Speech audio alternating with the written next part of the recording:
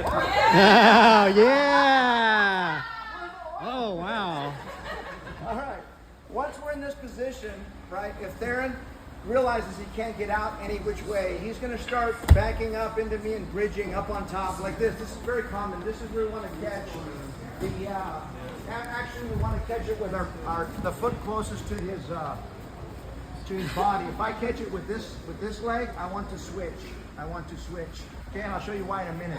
Now here, what we could do is either grab his wrist here, not his wrist, I'm sorry, his hand, or I could simply bring this behind me. If we want to choke him, this would be what's called a paper cutter choke. Oh. If I want to strike, of course I could strike here, like Big Daddy Goodrich and one of the third, I think it was the second or third UFC. Or I could scoop my hip back out, push Theron, and finish a triangle here. Yeesh. Okay? So those are options. Look, your brain will not explode if you put information in it. We need to be training in all aspects of the martial arts.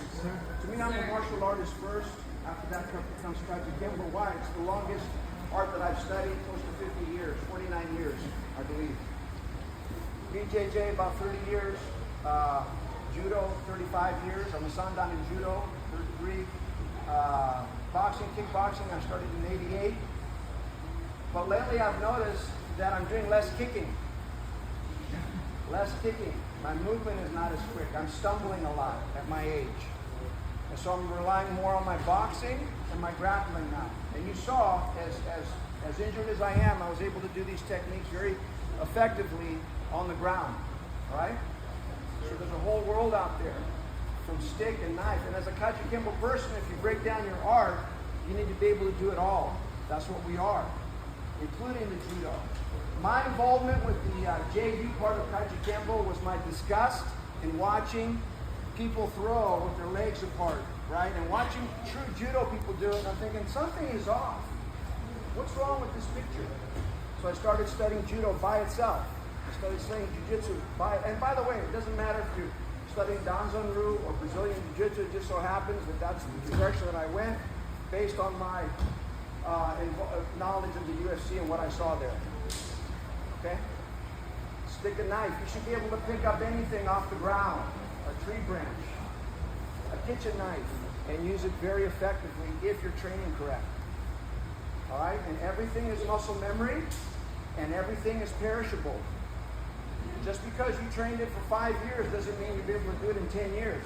It perishes. So you've got to stay on top of it. You've got to do your drilling. As much as it hurts, you got to do it.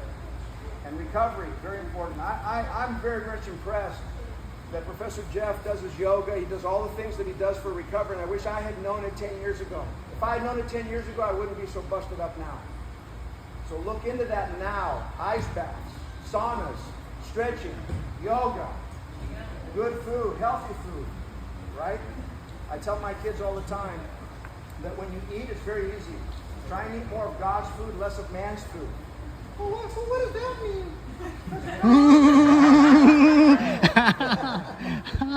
if you gotta break it out of a package, that's man's food. It's been preserved. It's been, it'll stay for years, right? Out of a can, okay? But if you get it out of the ground, or you freshly kill it, that's God's food. It's available and it's fresh. Okay? Yes, sir. Thank you. Thank you, Professor.